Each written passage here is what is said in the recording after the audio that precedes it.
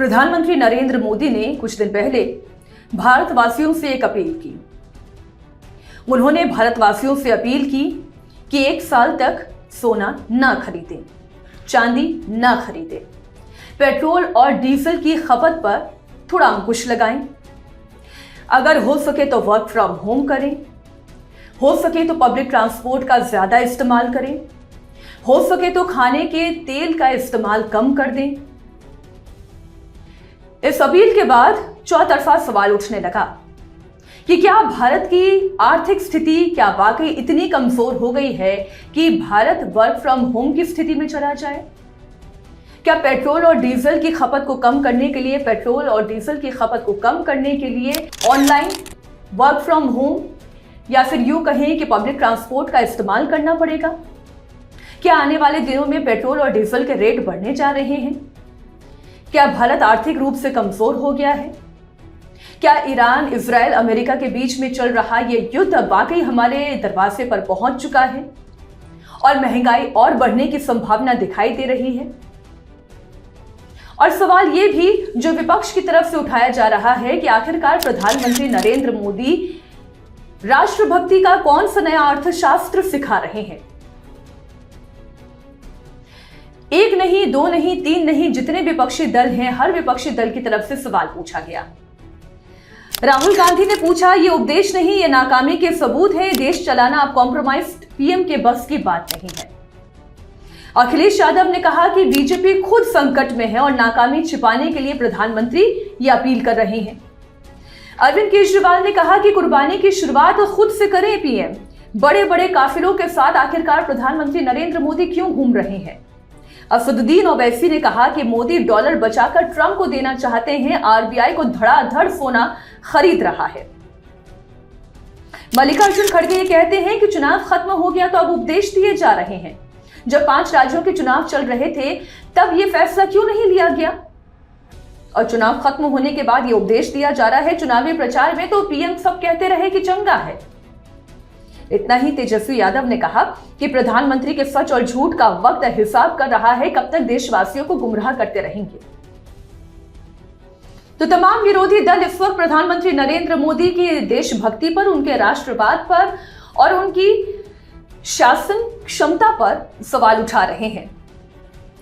पर सवाल यह है कि क्या वाकई में यह देश में पहली बार हो रहा है? क्या इससे पहले कांग्रेस की सरकार को कभी ऐसा नहीं करना पड़ा?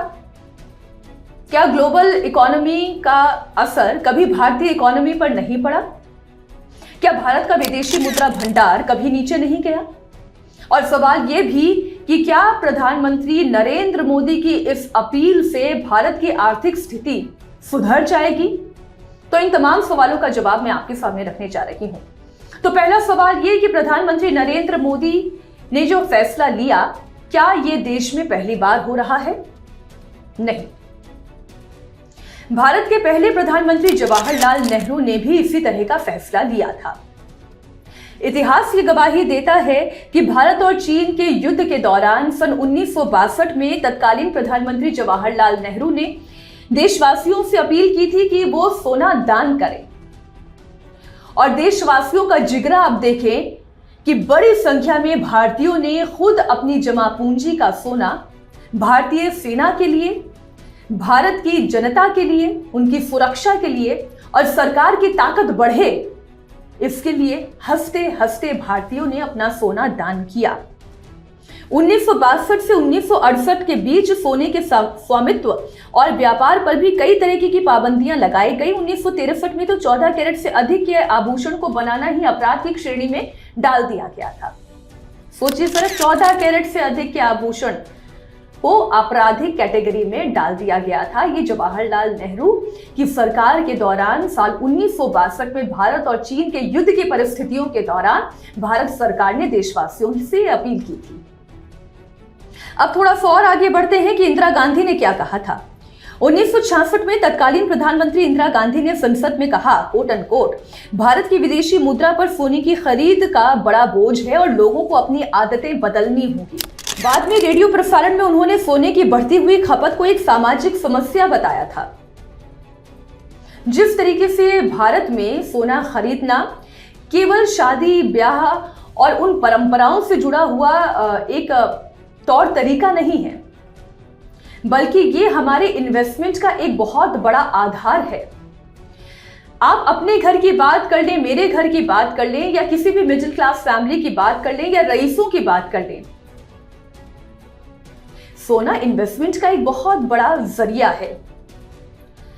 घर की मां के पास, दादी के पास अगर थोड़ी सी भी बचत होती है तो बचत करके फिर सोना खरीदने की परंपरा रही है कि बेटी की शादी में काम आएगा, बहन की शादी में दहेज में जाएगा, ये सोने की वैल्यू है।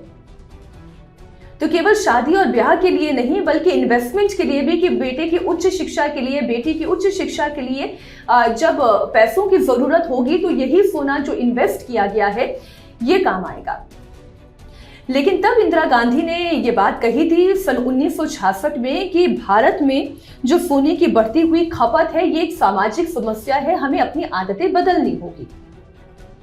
आइए थोड़ा और आगे बढ़ते हैं और यूपीए के शासन में मनमोहन सिंह के कार्यकाल के दौरान जब वो प्रधानमंत्री थे तो साल 1913 में तत्कालीन वित्त मंत्री पी चिदम्बरम ने लगातार 4 बार लोगों से सोना कम खरीदने की अपील की थी और उन्होंने बकायदा प्रेस कॉन्फ्रेंसेस करके ये कहा था कि अगर 4 महीने 6 महीने आप सोना नहीं खरीदेंगे तो कुछ बिगड़ नहीं जाएगा, लेकिन भारत की अर्थव्यवस्था के लिए ये एक बहुत बड़ा बूस्टर के तौर पर काम करेगा।